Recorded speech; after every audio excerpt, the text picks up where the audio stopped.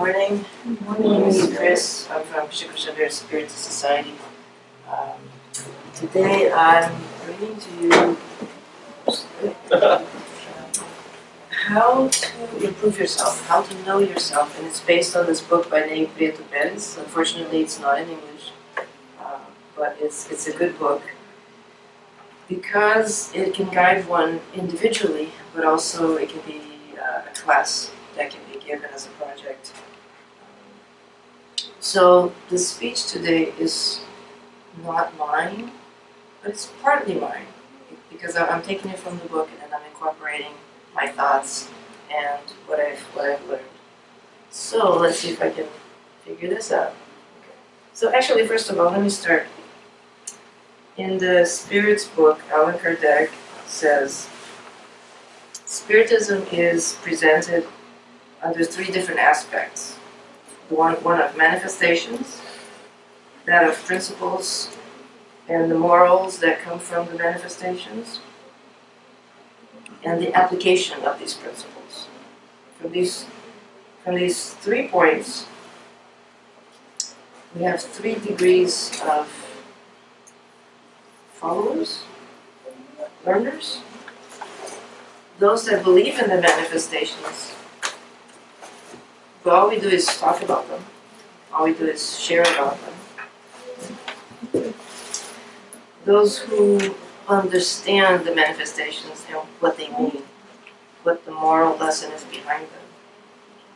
And third, those who practice and attempt to improve themselves. And the question has already been presented. What constitutes a good spiritist? What's a good spiritist? Is it somebody who's perfect? It's somebody who's making their efforts, is doing an effort to improve themselves, to overcome their own tendencies. So that's the reason we want to understand who we are. Where is the little dust within us? Where's the little dirt within us that can still impact our lives, that can still get in the way of relationships, get in the way of our future? So let me start in there we go. This is the preface to the book. Okay, it's this way. Okay, it is not to acquire theoretical, doctrinary knowledge that candidates enroll in this school. Now, Edgar Armand is talking about the school of self-improvement. What we learn when we study Spiritism, for example, that's part of the study. So it's not to acquire theoretical, doctrinal knowledge. We don't want just theories and scientific knowledge without the actual practice, but to evangelize themselves, preparing to deepen their self-knowledge and to exemplify the teachings of the Divine Master in spirit and truth. When Jesus goes up to the mount and gives a sermon, the Beatitudes, he talks about being humble, being meek. How can we be humble if we don't understand where pride is in us? How can we be meek if we don't understand the anger that lives within us, the irritation, the impatience, the intolerance? So this is about getting to know ourselves. Okay? And Allan Kardec, in the Spirits book, and in the Gospel, because the Gospel is a great book of the moral philosophy, right, sets up the guidelines. Why do we want to know about ourselves? Jesus says, do to others what we want others to do to us. For example, do good and not evil. This is the principle, the universal rule of conduct, even in our smallest action. If every single day we would ask ourselves, is this what I want others to do to me? Am I acting in the way that I would want others to do to me? We would be so much better. Our behaviors would be so different. And Allan Kardec, at the end of item 6 in the Spirits book, asserts, the Spirits teach us that selfishness, pride, and lust are passions that bring us closer to the animal nature, keeping us in the material world. We know that we were made simple and ignorant, which means we just didn't know anything. We really didn't know what was right, what was wrong, and we had to learn along the way. As we were made, we were so much closer to our animal nature. We were ruled by instinct, the instinct of self-preservation, the instinct of I have to eat, I have to sleep, I have to procreate. And I have to do things to protect myself. So that might mean I have to hurt somebody else so I can protect myself. Base instinct. As we evolve, we no longer have to rely only on instinct. We rely on our thoughts, we rely on our feelings, our emotions, our sentiment, what they call sentiment, which is love, right? Kindness. So the man who from this world is freed from the matter by contempt for worldly futilities. Little things aren't as important to us. Material things aren't. When they become not as important to us, we become free. We become more spiritualized. And the cultivation of love to one's neighbor. When we start to really understand what loving one another is, when we start to practice those things, then we get closer and closer to our spiritual nature. We move away from our material, from our animal sides. So this is why we want to do this, so we can move on, so we can get going and become more spiritualized. In the Gospel, Lazarus says, I have already said that in mankind's beginning he had nothing but instincts. Like I said, therefore, those in whom instincts predominate are still nearer their starting point than their goal. In order to advance towards this goal, each one must conquer their instincts to the benefit of their sentiments. What is our goal?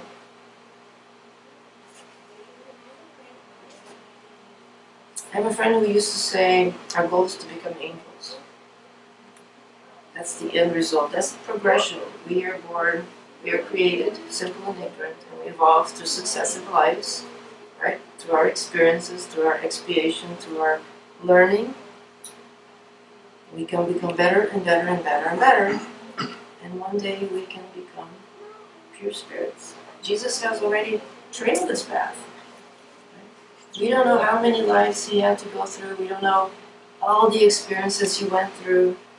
But he already trailed this path, and he came back to show us these are the things that are important to you.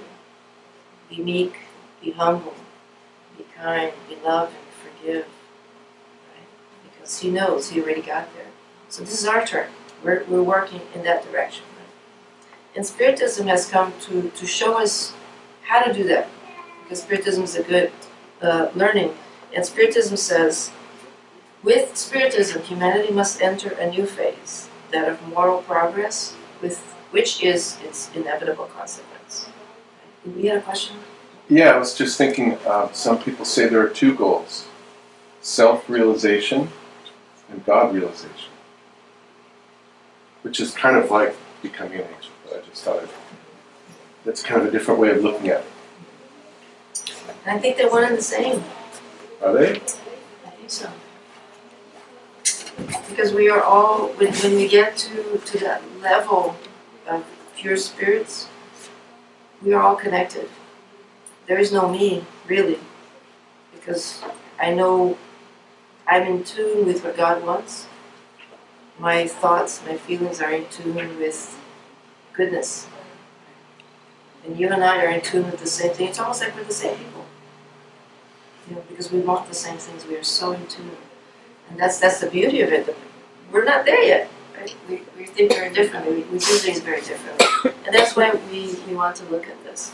So we need to cultivate our spirit as we would a pasture, a garden. When you plant your vegetables, you have to pull the weeds, you have to water it, you have to put fertilizer, you have to pull more weeds. Right? So you're aware of what's growing in your garden. How many times are we looking within ourselves and what's growing in our inner garden? How many times do we open the doors to annoyances, irritation, a little selfishness, a little stubbornness, a little greed, a little envy? we're human. We still do all those things. That's why we're here in this stage of evolution. So, but we still need to work on this. And Lazarus is giving us the lesson. All the riches of the future depend on the present labor employed, which will earn much more than earthly goods, for it will offer glorious elevation. Effort or labor, how much work we put into our self-improvement, it's like putting money into a savings account. The more we work at it, the bigger our buck, the more reward, the more our investment is going to grow. So the more we work on our own improvement, the faster we'll get there. What does it mean that we're going to get there faster? It means we're going to have all this greatness within us. Love, we're going to have the feelings that bring us peace, that bring us joy, much more than the negativity that we kind of used to right now in this stage. So, all right. So we also do this because, as my friend says, our goal is to become angels. Because we all evolve, we all grow. Animals evolve. If we look at science, Darwin came and explained the evolution of the animals, the species. That's not wrong. Right? Creatures evolve. We evolve. If we look at, for example, our human body, we're taller now than we were years ago. Right? We no longer need our wisdom teeth. Those are way back from our other evolutionary stages. We don't need our appendix. So we are changing. Right?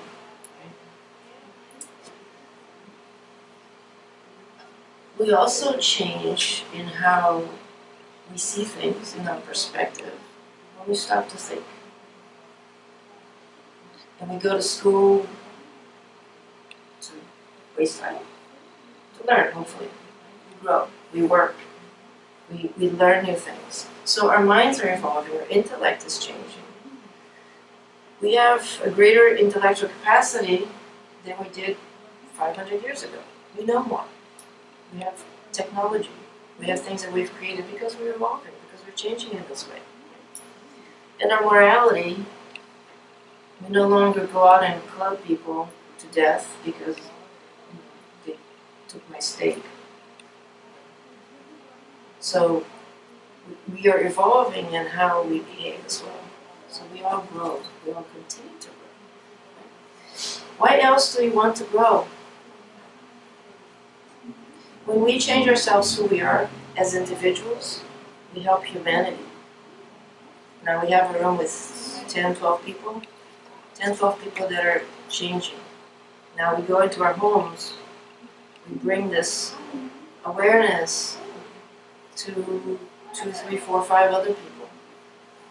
Our neighborhood, our workplace, our cities.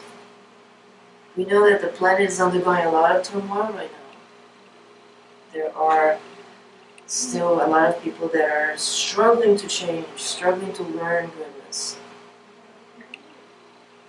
But the planet is going to evolve, the planet is going to change. We're going to go into the next stage of evolution, which is we're going to become a place of regeneration. And where goodness is going to prevail. It's not going to be perfect, but it's going to be more goodness than evil. Right now, it's a big struggle. If we don't improve ourselves, we're not going to be able to follow that improvement. We're not going to be able to follow that transition. The people that are struggling, that are not following, they're going to go to another place. Or they're going to continue to struggle. For me, I don't want to struggle more. I want to go forward. So this is why we're here, is to improve ourselves. And we know also reincarnation is one of the gifts that God has given us. That each life we have a different chance. We have a new chance of improving ourselves. We have a new chance of learning, of growing, of making up for the bad things that we might have done. And then we have the school of life. Through reincarnation, we come here to this school. This is a school where we can choose to learn. Well, I want to learn, I want to become a better person because I know that's in my heart, to become a better person. But because I've been forced to become a better person through suffering. And we know in Spiritism we hear, through love or through pain. This is how people come to change. Most people come through the Spiritist Center's doors initially because they're struggling with something, they're hurting. And then many people stay because they understand, oh, I want to do this. I want to make it better.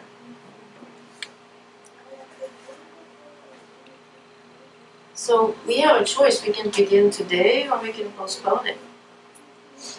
Our self-improvement. What's going to happen if we postpone it? Pain is going to find us. Some hardship is going to find us and make us go in that direction. They're going to push us to where we need to go. So here's some questions. Allan Kardec asked, what is the most practical and effective way for improving ourselves in this life and to resist the rapture of evil? And this has been attributed to Socrates and also other sages. A wise old man has said, know yourself. Okay? So knowing ourselves is the most practical and effective way for improving ourselves. I don't know about you, but I don't have a tendency to clean things unless I can see where the dirt is. Okay? Unless you're a very fastidious person and you clean every single day where it looks like it's clean, I'm not one of those. So unless I see where things are, I'm not going to touch it. And I can think, 7 years ago when I really got into Spiritism, and I really started attending and learning, wow, I think back on my life, I wasn't such a nice person. I had a lot of negativity, I had a lot of anger, I had a lot of issues, and I can see the transformation. Every day I'm still finding stuff because, I'm here. And things happen, but it gets easier and easier each day. So the road to self-awareness is to study. The more you read, the more you think, the more you reflect. Also through our interpersonal relationships. There's a reason we are in the families we're in. There's a reason we are connected to the groups of people we're in. If you know what a rock tumbler looks like, it's a big barrel, and you put in all these rocks in there, and it goes on and on and on. And what happens to the rocks when they come out? Dust? Well, the dust comes off, all the dirt comes off, and they come out shiny, smooth, right? That's what we're doing in our relationships. Right? We get to know each other. We get to know ourselves better. Gosh, my partner makes me so angry. Why do I get so angry around this situation with my partner? I'm getting to know myself because I'm learning. And I'm also learning to be patient with my partner. When I notice I'm getting angry or irritated, I need to be more patient. I need to be more tolerant. So in our relationships, we know about ourselves. And like we already talked about, through pain and suffering, challenges happen in our lives that really push us in a corner to really reflect, to really see, why am I in this situation right now? What can I change? What have I done to put myself in this situation? And that's part of our learning. It's self-awareness, just becoming more aware of ourselves. We also want to know who we are because we have so many impulses within us that sometimes, we get into a situation and we say something or we do something. It's like, I don't know where that came from. Have you heard of crimes of passion?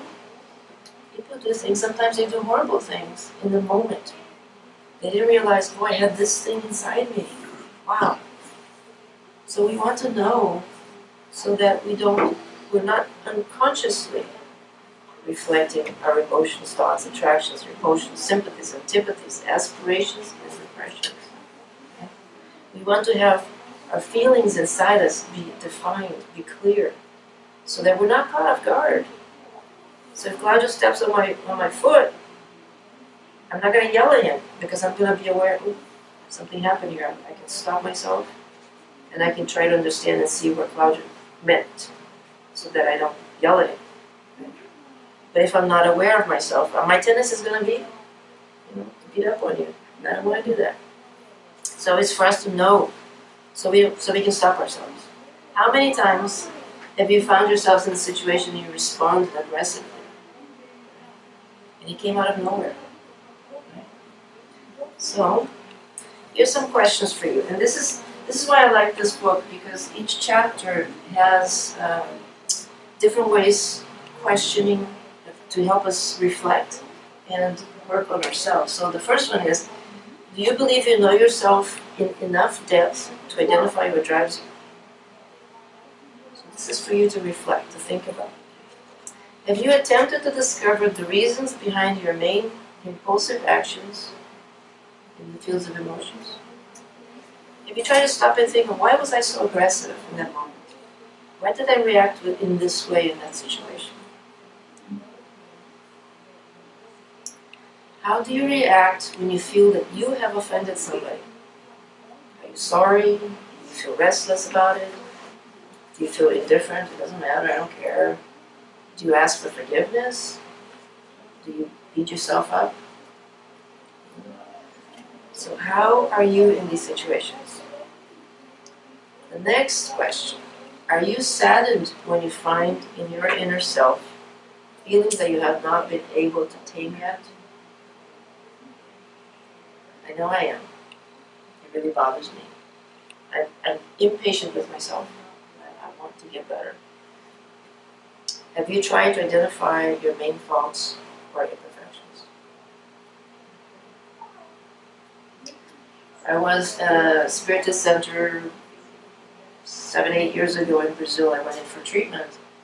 And I had moved from the US. I had, closed my job, my practice. I had given things away, left my car, moved to Brazil to start new. And things weren't working, not doing well. And I went in for treatment, and this man who was a worker in the house, he came by and said I had to work on my envy. I didn't know what he was talking about. It didn't make any sense to me, because I didn't feel I was an envious person. And then a few months later I started realizing, yeah, because I went to Brazil with not much, no work, no prospects, no home of my own. And I was seeing people in the family with homes, jobs, cars, and it gave me a little zing. It kind of bothered me to see that. And I realized, yeah, I did have envy. So it took me a while to realize that part of myself. So I'm sharing this with you because our self-awareness isn't automatic. Right? It takes some reflection, it takes some effort. It takes sometimes it takes time and experience to realize. So now I understand that, yeah, I have some envy. So if I go visit a friend that's got a beautiful home and they're really, doing well, there's something that might bother me a little bit. And then I practice being grateful for what I do have. Because I do have what I need, exactly what I need. The home I need, the job I need, the people in my life, just what I need. And that helps me. When I'm not aware that I have envy, I'm just going to go to my friend's house and go, that person doesn't deserve it, or I wish this was mine. But now I can think, and I can remember, that person got what they needed, what they deserved, and what is useful to them. And I have what is useful to me. So the envy doesn't have to bother me. All right. When faced with an error or your own imperfection, how do you feel? Indifferent? Doesn't matter. Do you feel depressed? Do you try to correct yourself? It's one of those situations. I felt upset when I learned that I had envy in me, but that was useful because, wow, I learned something new about myself that I didn't know, and now I can work on it. So, when we ask ourselves these questions, what do we find? What are your answers? How do you feel when you find something about yourself that you didn't know was there? How do you try to deal with a situation like this? And then last question, do you think you would feel happier and more contented if you could understand and control your unpleasant reactions better? Sorry, that's a typo. It's supposed to be reactions, not reasons.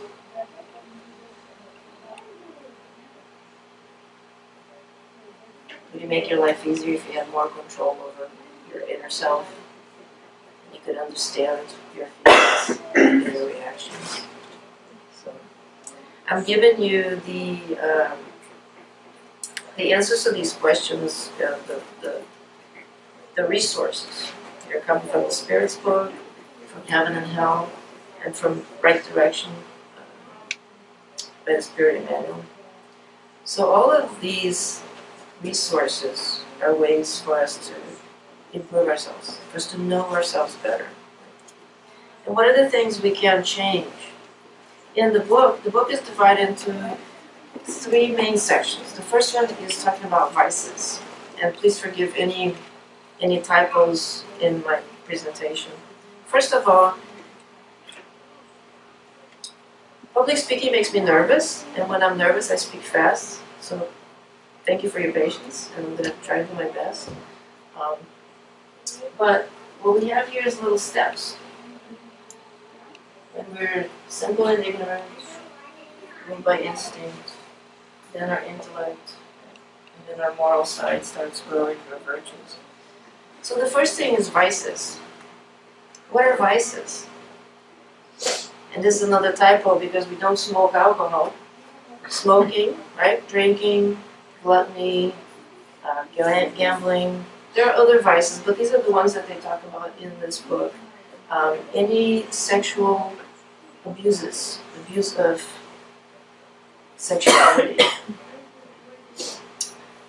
Once we look at each one of them individually, we go into our imperfections. Now the author calls them defects, I call them imperfections.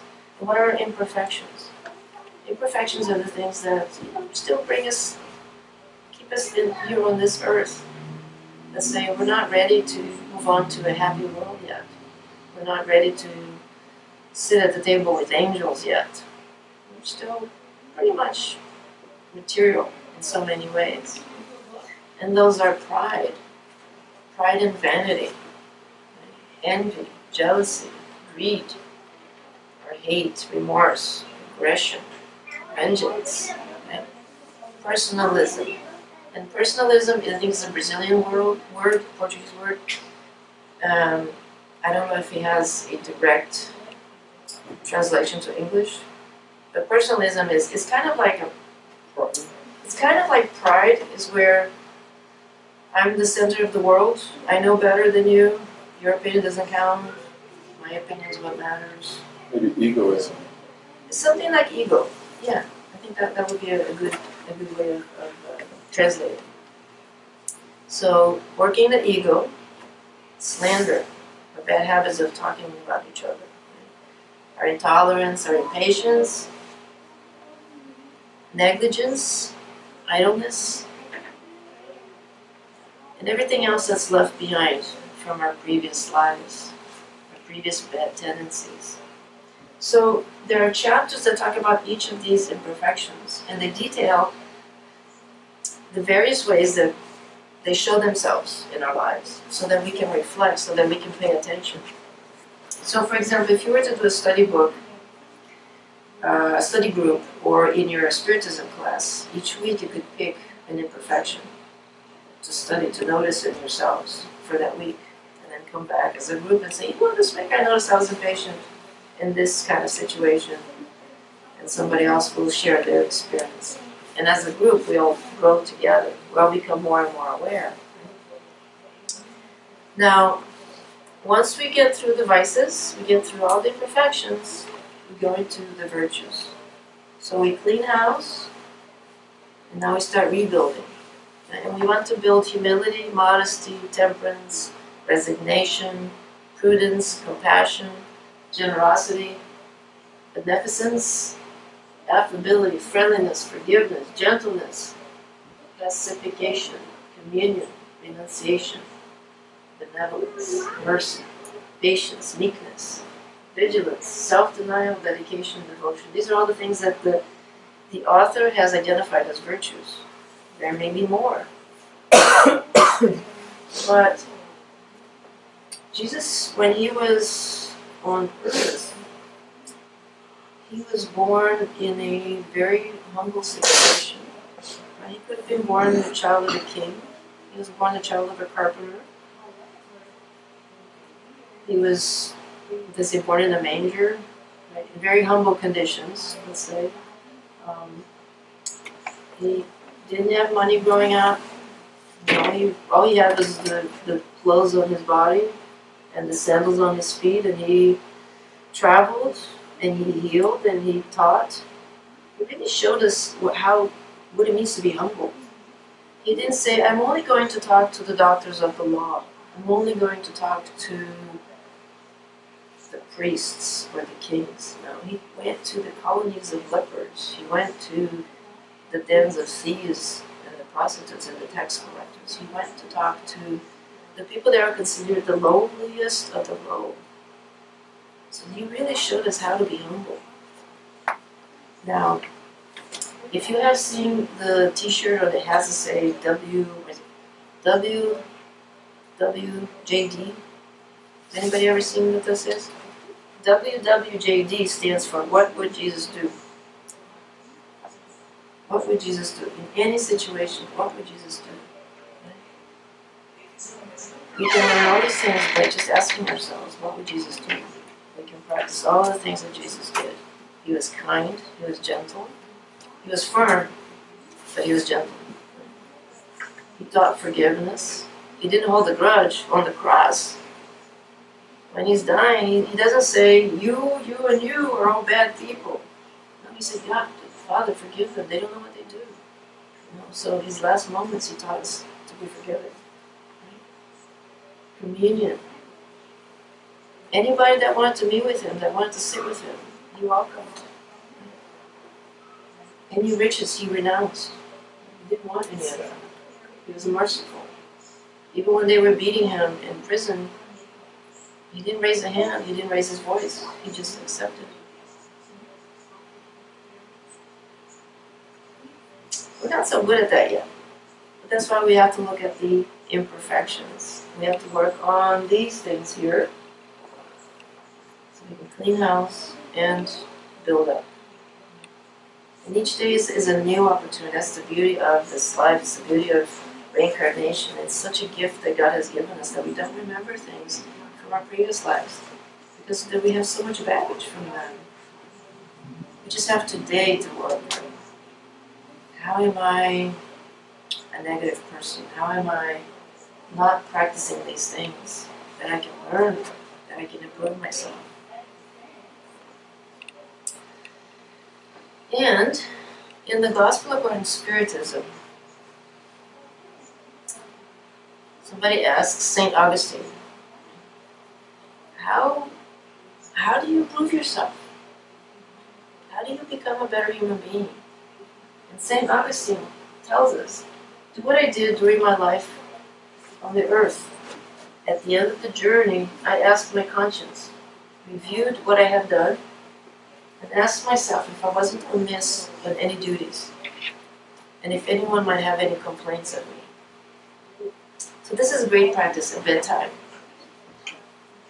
Review the day, what happened today? Did I do all the good I could have done? Did I fail in doing something? Did I do something that somebody might complain about me? Did I do something that might have hurt somebody? And did St. Augustine beat himself up with the information? Did he take that information to, as a stab in his heart? I'm such a horrible person. No. He said, okay, tomorrow is a new day, I'm going to try again. I'm going to try better tomorrow. So here's the recipe. Ask yourselves what you have done and for what purpose you acted in such circumstances. So just remember what happened during the day. Remember your attitudes, your thoughts, your words, right? Why did I say those things? Why did I think those things? What was I trying to get with that attitude of mine? So it's really about self-reflection. This is what's hard. Self-improvement isn't hard. But we have to want to do it. That's the hard part. Do I want to work at it? Do I want to really look at this? Because we're going to find things that aren't so pleasant in ourselves. So asking ourselves, what did I do and why did I do these things today?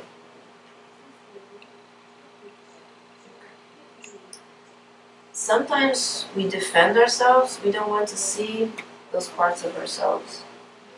They're hard, they're painful. So it takes that extra effort, the extra willingness to be vulnerable with ourselves. I'm not talking with somebody else. Just within ourselves, it's hard enough. But that's the first step. Second step. Did I do something that I would censure in someone else? Did I do something that I would criticize in someone else? You know that passage in the gospel that says, why do you keep pointing at the speck in your brother's eye when there's a whole tree in your own? It's so much easier to point out the errors in someone else than to see our own. So ask ourselves, did I do something that I would criticize in someone else? We're very good at looking at other people. And now we have to get better at looking at ourselves. It's so much easier to, so he did this thing, I can't believe he said that. It's a lot harder to look inside. But that's the second part of the recipe, to really be able to do that.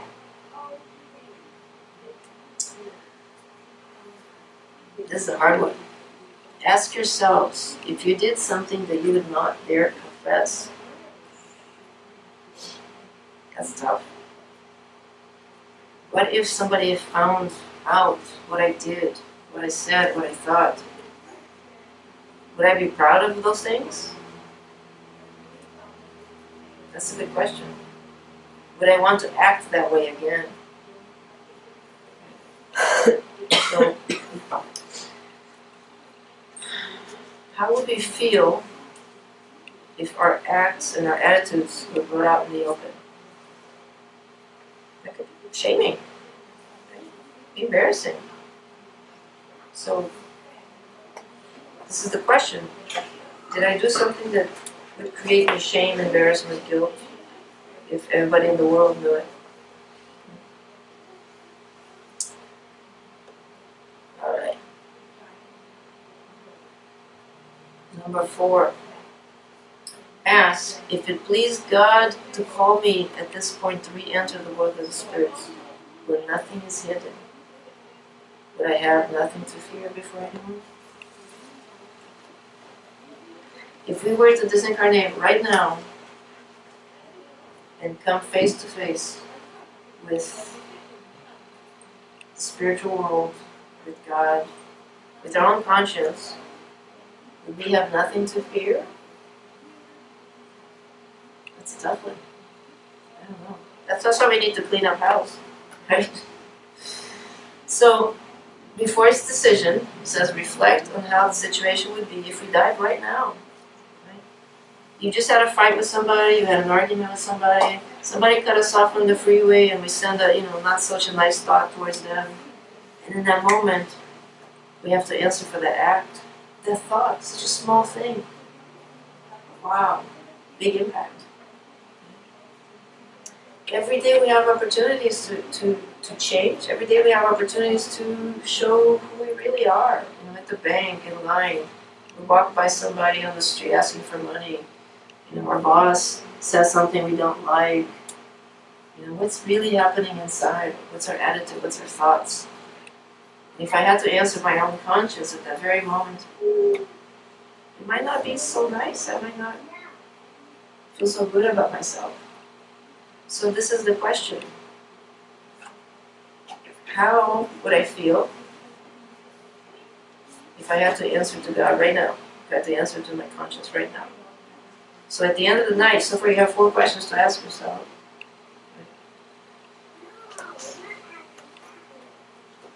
Number 5. Examine what you may have done against God, against your neighbor, and finally against ourselves. So,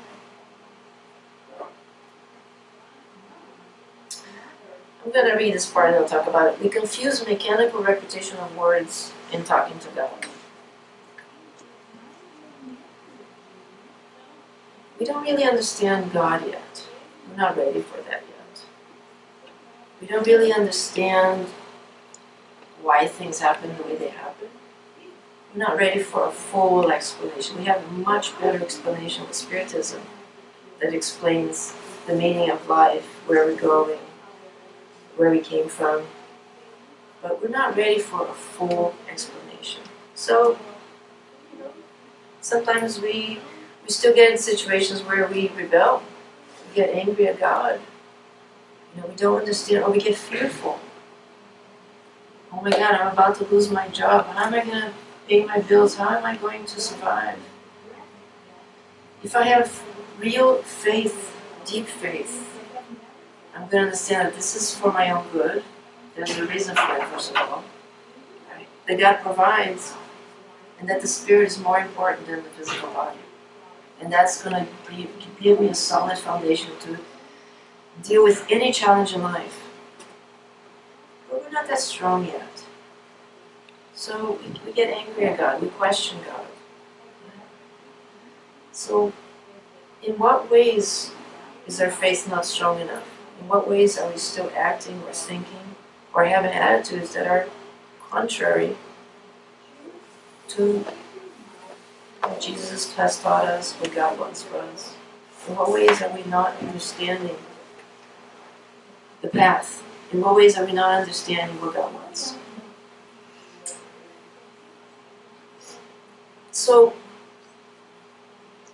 even as Spiritists, we can sit here and we can learn and we can study and we can read the Gospel, we can read the Spirit's book.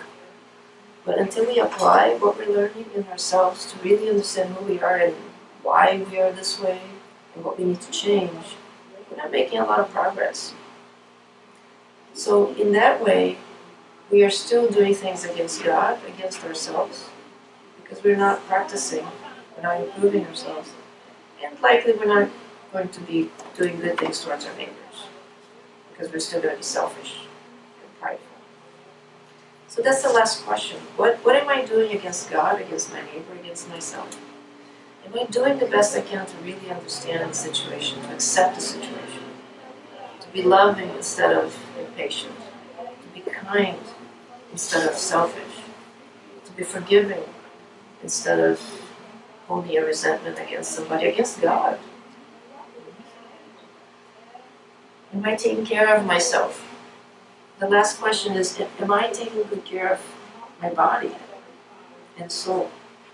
So my soul, when we pray the Lord's Prayer, says, give us today our daily bread, well, we're asking for two things. One is the bread that we need to eat, that we need to nourish our bodies. We need to take care of our bodies because this is a gift. This life is a gift that we have. And if I abuse my body, if I whatever I do to not take good care of myself, I might shorten my lifespan. And that way not really use this gift well. The second thing in the Lord's Prayer is giving us our daily bread, is the spiritual nourishment, is the teaching, is the learning from books, from prayers, is the connection to God Himself, it's the strength and the courage. Those two things. We have to take care of our bodies, and we have to take care of our soul. The way we take care of our soul is we connect to the higher spirits, is we look within, is we know who we are, is we change who we are. So that is the last question. I think I'm ahead of time. So I'm going to ask if you have questions. Anything you'd like to know? Hi, Cris. Can you come back where you have the resources for the books to find? I want to take a picture. Sure. And what I want to share with you, I'm actually in the process of giving the speeches at Chico Xavier Spiritist Society based on each chapter. Last week was about hate and depression. So I'm going chapter by chapter. I'd be happy to share the PowerPoint with anybody because I have made them. So if you give me your email address, I'll share. And I always, make Portuguese and English to make it easier. Oh, sorry, I have one more. Well, if we can share the Photoshop, I go for it. Definitely. Thank you. I'd be happy to share that with you. So Chris, I have a question. So I think one of the challenges is not really like, so when you decide, when you have the motivation to do something, you typically do, right? Like if you're motivated to lose weight, you're gonna lose weight. If you're motivated to stop smoking, you're gonna do it, right?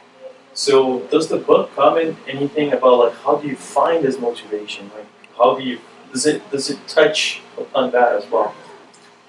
In different chapters, it does. So you brought up a good point, but for example, I want to lose weight. But I don't have the discipline. Right? So you have motivation, but you also need the discipline. That's the hardest thing sometimes, is having the discipline, because I can get all kinds of diet food, but if I don't have discipline, I'm gonna eat 12 things instead of the 3 that I need for that day. Right? So part of it is the willingness and the discipline. The other part is what the author talks about in his book is understanding the negative consequences of our behavior. That can be a deterrent. Right? If I know that smoking is bad for me, it ruins my lungs, it shortens my lifespan, it has spiritual consequences, in the spirit world. I'm attracting spirits that, are still enjoying smoking and are influencing me. So keeping those things in mind might be motivators for me to try not to smoke.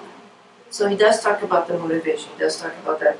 The point that he makes is also that, like I said, change is not hard. What's hard is the willingness. We often don't want to change.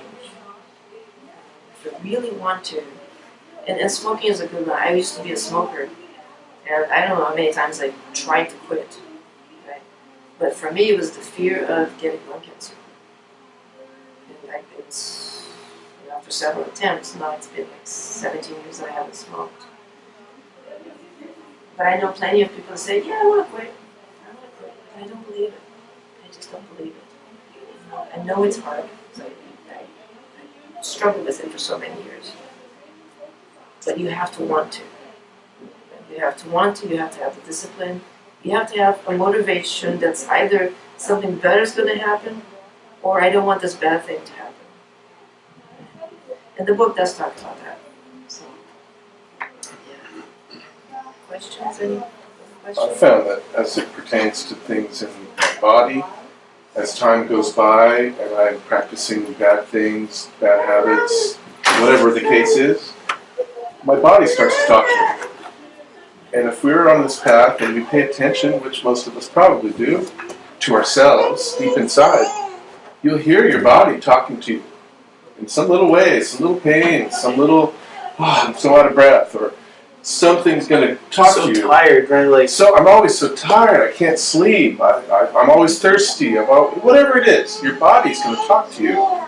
And if you listen, you'll be able to find your direction before the pain sets in. Yeah. So that's what I found in my years of learning how to try to take care of myself a little better. And yet, some people never make that next step. They'll go through the pain, and they'll keep doing the things that they're doing. If they don't listen. Because you're not If listening. they don't want to listen. Exactly. Yeah. Exactly.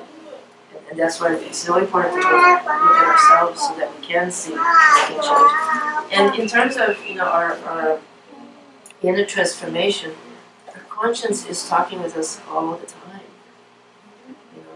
Where 10 years ago, I'm sorry, God, I might use you again. You might have said something that bothered me. I might have said something right back, right?